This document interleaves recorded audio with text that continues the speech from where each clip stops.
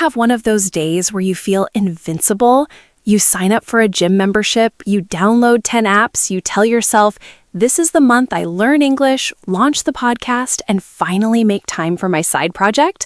And then, a week later, poof, the energy is gone. I mean, I know we've all been there. Yes, absolutely. Been there many times. It's such a universal experience, and it's exactly why today's topic matters: consistency versus motivation. Right.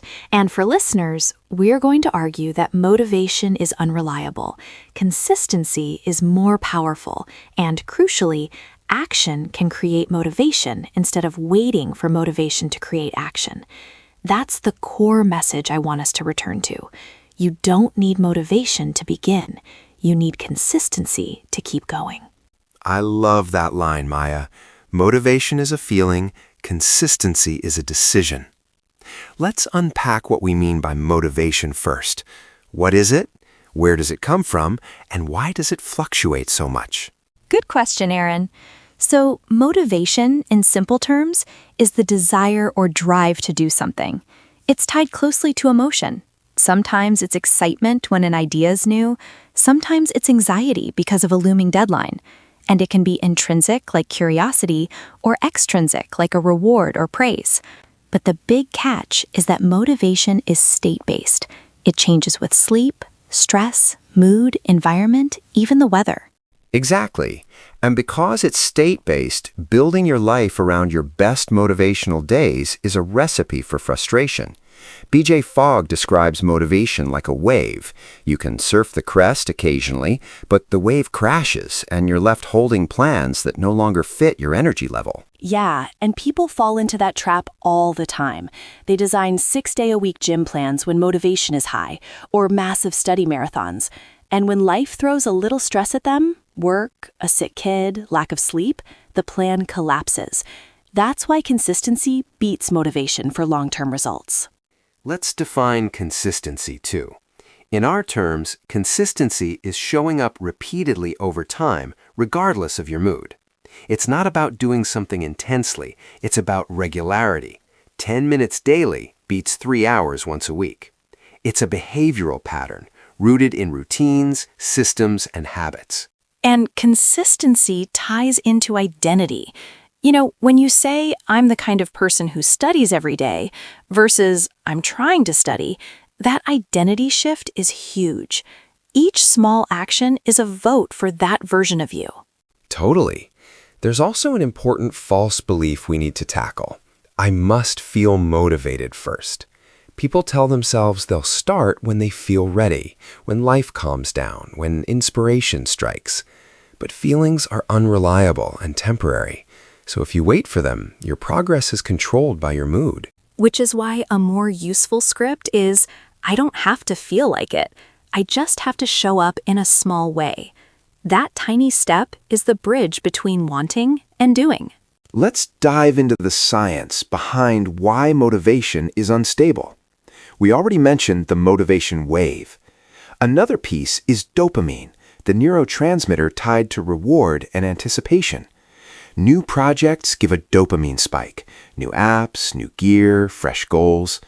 But hedonic adaptation means that spike fades as novelty wears off. Meaning, if your behavior depends on that initial high, you'll likely quit when your brain normalizes the new thing.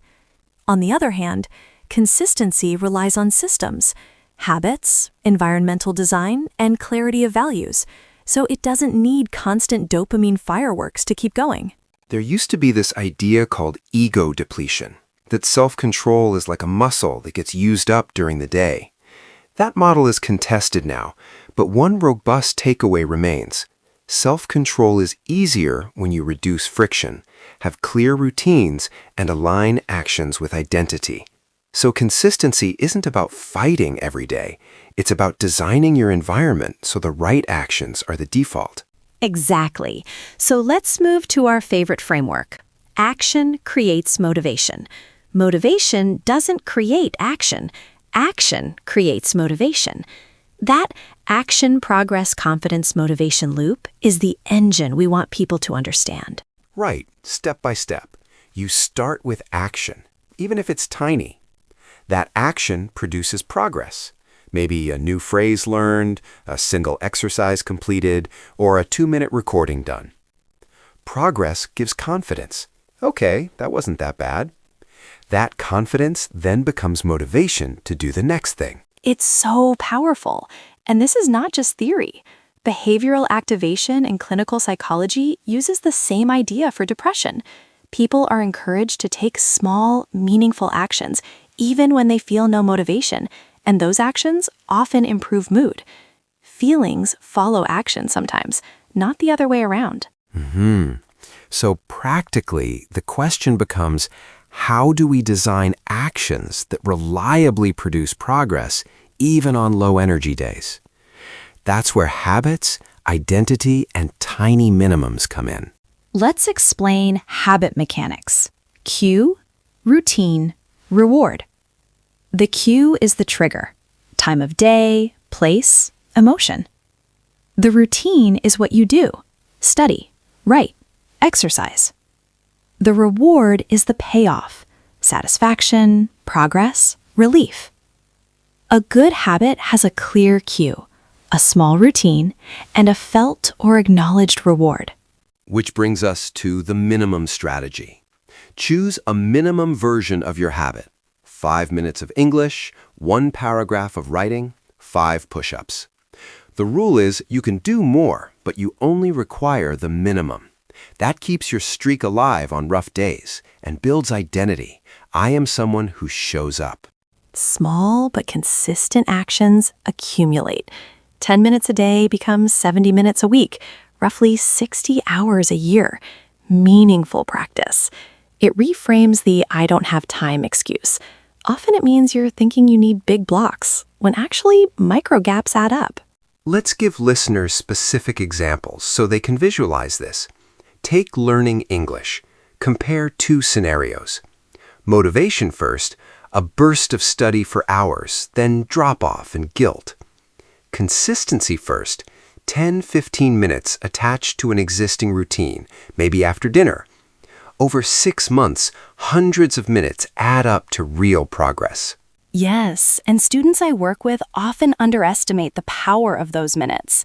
If you do a 5-minute vocabulary review and 5 minutes of listening after dinner most days, your confidence increases, and that identity, "I'm a learner," starts to feel true.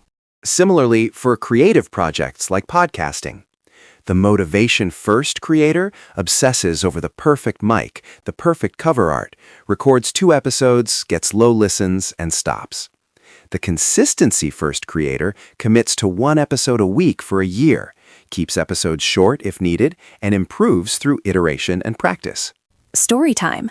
I coached someone who was terrified of the mic. We set a 1-minute minimum, record 1 minute each day. At first, it was cringe, but a month later, they were recording 5-minute segments with actual structure. The habit created skill and confidence. Nice. And YouTube follows the same arc. Many successful creators posted for months with low views before growth. They treated each video as practice. Over time, editing, thumbnails, and storytelling improve. Consistency plus iteration, not a single burst of inspiration. Fitness is another simple one. New Year surge, 2-week crash. Classic. Instead, decide on a small, consistent action. A 15-minute walk daily, or 20 squats and 10 push-ups. Over months, bodies adapt, and it's easier to increase intensity because the habit is already there. We should address common obstacles now. First, I don't have time. The trick is reframing time. Shift from "I need an hour" to "Can I do 10 minutes?" Seek micro gaps, commutes, waiting in line, before bed. Those minutes accumulate. Second obstacle, I don't feel like it. That's the central one.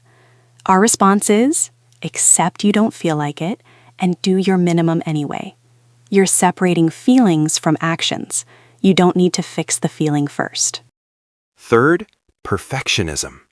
Perfectionism kills consistency. If I can't do a perfect hour, I'll do nothing. The antidote is volume and repetition over perfection. Publish imperfect episodes weekly. Show up 10 minutes daily, even if it's messy. Treat each attempt as practice.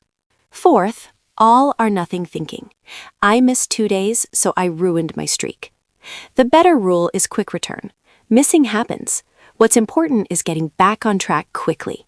One practical rule is never miss 2 days in a row when possible. Let's give listeners concrete tools they can use immediately. First, 2-scale planning. You plan an ideal day for good energy times and a minimum day for low energy times. You always do one of the two, preventing total off days and preserving identity. Second tool, implementation intentions, if-then plans. For example, if it is 7 p.m., then I will study English for 10 minutes. Pre-deciding reduces decision fatigue and internal negotiation. It's simple but very effective. Third, environmental design. Make the behavior easier. Leave your notebook and headphones where you sit. Put the camera or mic in sight. Remove friction and make distractions harder. Move apps off your home screen. Charge your phone in another room during focus time. Fourth, tracking and celebrating small wins.